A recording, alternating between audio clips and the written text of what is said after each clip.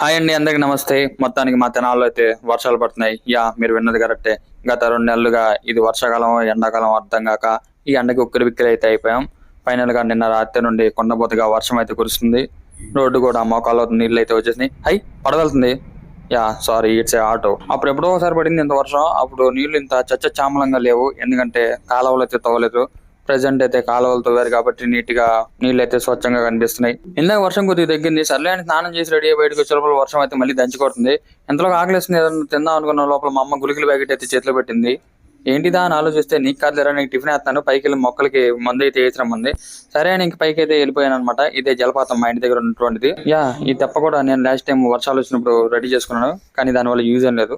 అది బిస్కెట్ అయింది. ఇదిగోండి, ఇదే మా గార్డెన్ అనమాట. ప్రస్తుతం మొక్కలు అయితే అన్ని రెయిన్ బాత్ అయితే చేస్తున్నాయి సరదాగా. అన్ఎక్స్పెక్టెడ్ గా కొన్ని మొక్కలు అయితే వర్షానికి నేల కొరిగాయి.